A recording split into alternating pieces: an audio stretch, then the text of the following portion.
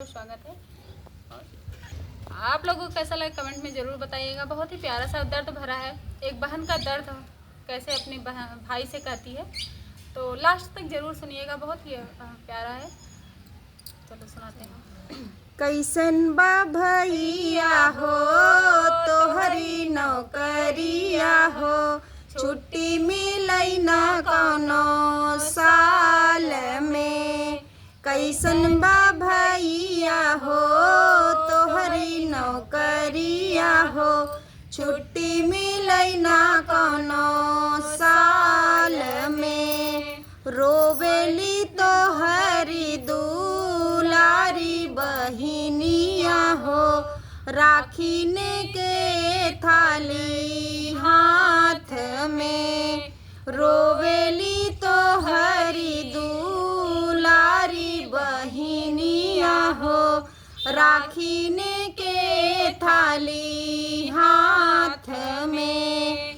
कैसन बा भैया हो तोहरी नौकरिया हो, छुट्टी मिलई ना कौनो साल में। रोवेली तोहरी दुलारी बहिनिया हो, राखीने के थाली हाथ में। रोवेली तोहरी दुलारी बहिनिया हो, राखीने के थाली हाथ में।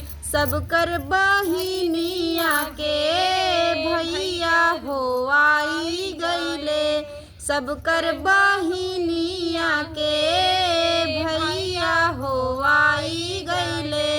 रक्षा बंधन के त्योहार में, सब कर बहिनिया के भैया हो आई गईले। रक्षा बंधन के त्योहार में, लागत नाही बाटे सुनाए भैया हो, तोहरा बहिनिया से प्यार हो। लागत नाही बाटे सुनाओ भैया हो, तोहरा बहिनिया से प्यार हो। हर साल आशा देके देता दिलासा हो, हर साल आशा देके देता दिलासा हो। आई बहम यही साल में, हर साल आशा देके देता दिलासा हो। आई बहम यही साल में, दिलवा के बतिया हम कैसे बताई हो, दिलवा के बतिया हम कैसे बताई हो।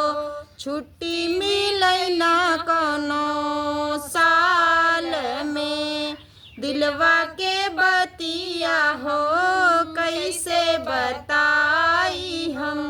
छुट्टी मिलई ना कौनो साल में। कैसन बा भैया हो तोहरी नौकरिया हो, छुट्टी मिलई ना कौनो साल में। कैसन बा भैया हो तोहरी नौकरिया हो, छुट्टी मिलई ना कौनो साल में। रोवेली तोहरी दुलारी बहिनिया हो, राखीने के थाली हाथ में। रोवेली तोहरी दुलारी बहिनिया हो, राखीने के थाली हाथ